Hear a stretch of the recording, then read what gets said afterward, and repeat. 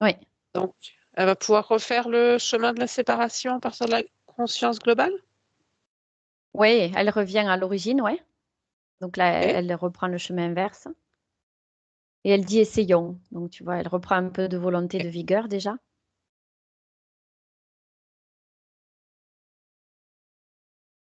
Et du coup, il faut qu'elle ait cette compréhension de ce qui se joue pour qu'elle puisse y aller et bien intégrer l'identité. D'accord. Donc, elle va observer peut-être ce qui se passe Oui, au moment de la séparation oui, et observer d'un point de vue extérieur. Qu'est-ce qui se joue? Comment fonctionnent les consciences? oui. Elle est en train d'observer là, je suis là avec elle, je lui montre et puis elle regarde ce qui se passe. Si tu veux décrire en même temps ce qu'elle perçoit. Oui. Alors déjà, elle me demande pourquoi cette conscience unique se divise. Et du coup, je lui explique que c'est parce que chacun doit prendre son identité, même si on fait partie du tout, de la création, chacun doit acquérir sa propre identité. C'est ainsi que ça fonctionne. Et par le biais de l'expérience terrestre, c'est justement grâce à ça que la conscience globale sera alimentée de toute l'expérience réunie de toutes les consciences divisées. En fait, c'est pour servir finalement quelque part cette conscience globale qui est énergie, pour faire monter sa vibration. C'est pas du contrôle, c'est comme ça que ça se joue sur le plan vibratoire. Le but, c'est de que chacun puisse alimenter et faire grandir cette énergie de conscience. Et elle n'est pas contrôlante, c'est justement au contraire, chacun doit prendre son individualité D'accord. et récolter l'expérience pour faire grandir cette énergie. Cette énergie, c'est le tout hein, aussi, hein. C'est pas que la conscience, c'est l'ensemble de ce qui existe en fait. Difficile à décrire mieux que ça. Ouais.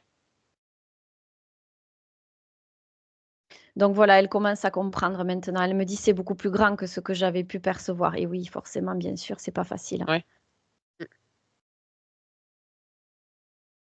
Donc là, elle a cette compréhension qu'elle n'avait pas au départ. C'est ce qui l'a mise dans cette situation finalement.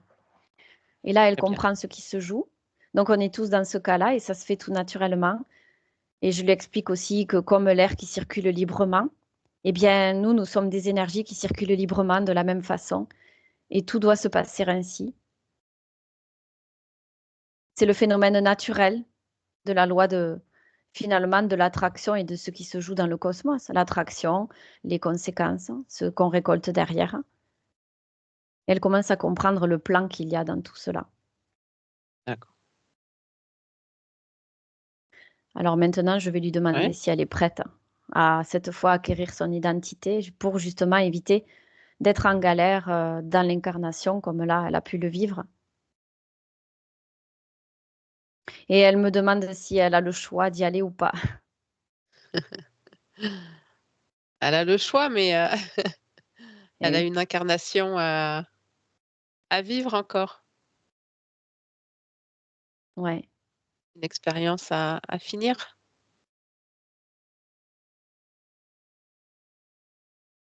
Après, je vois qu'elle a le choix de ne pas descendre dans la branche identitaire et de ne pas tout de suite se diviser par rapport à la, tu vois, de la conscience globale. Elle a le choix, elle peut y rester parce que toutes les consciences uniques qui se divisent de cette conscience globale, c'est parce que quelque part, soit elles ne se sont pas positionnées, donc elles sont descendues pas naturellement.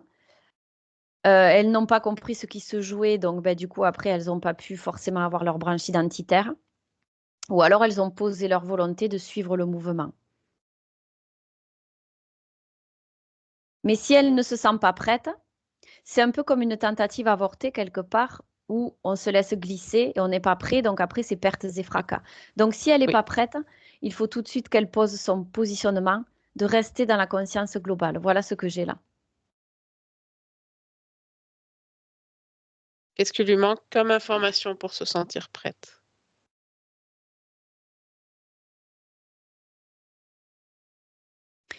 Elle posait la question de savoir si elle avait le choix parce que justement, pour éviter encore de vivre une position de victime. Voilà pourquoi elle me pose cette question. Et là, je suis en train de lui dire que si justement elle se positionne eh bien, elle évitera de vivre ces situations où elle est Oui, victime. Et elle peut ça se positionner, eh oui, c'est le parce que non-positionnement actuel. voilà.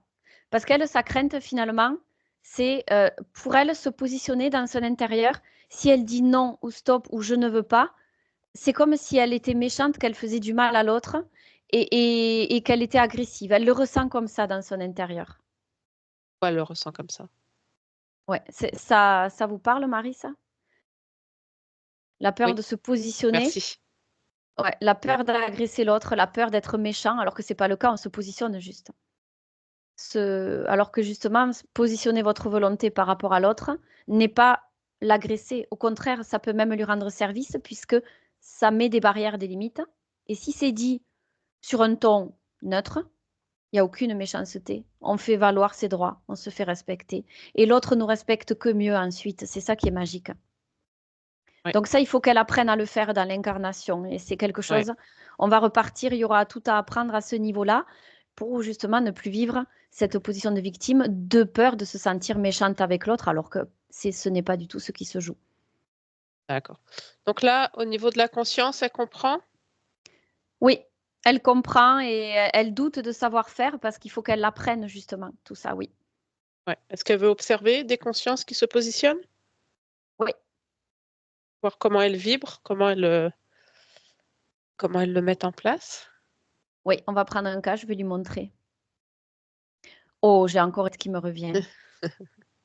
Dis donc, c'est fou quand même. Je crois que c'est l'exemple typique, hein. Ouais.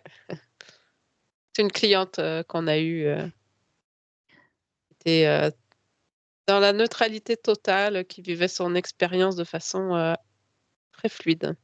En équilibre et dans la fluidité, ouais.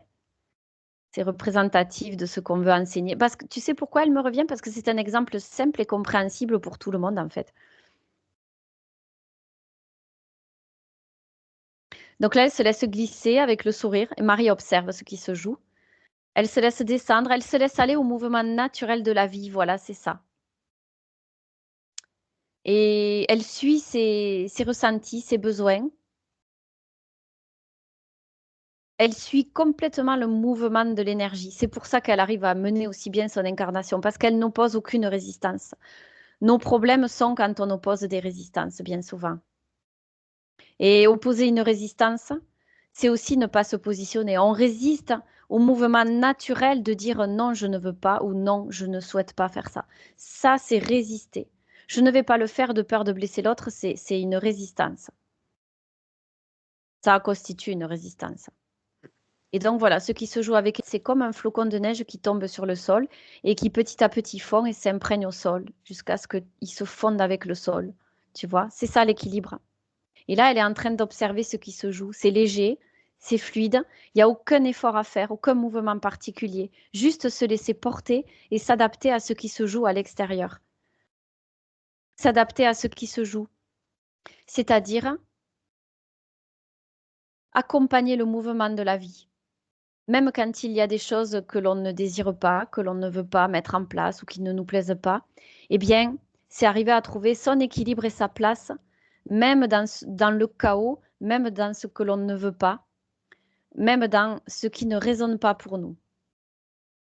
On peut ne pas opposer de résistance aux événements. Si tu prends l'exemple d'une personne qui décède, si tu vas opposer une résistance, non, je ne veux pas, par exemple, non, c'est pas possible, non, je suis pas d'accord, ça peut pas arriver. Et pourtant, on a un deuil à faire, hein. Il faut le faire, ce deuil. Mais rien que de dire non, je ne veux pas, c'est pas possible, on oppose une résistance et c'est la souffrance assurée. Alors que Ouais. justement, accompagner le deuil, je te prends cet exemple parce que c'est pour moi le plus simple et le plus évident. Accompagner le deuil, dire ok, je suis triste, ok, je me laisse aller dans cette tristesse. C'est comme ça, je ne peux pas faire revenir la personne, je ne peux pas faire autrement. Donc, oui, je suis triste, oui, je suis en colère, mais j'accompagne ce mouvement. Voilà, je l'accompagne. J'ai pas la main là-dessus, alors je l'accompagne et je fais ma part. Voilà, tu vois, c'est ça en fait. Très bien.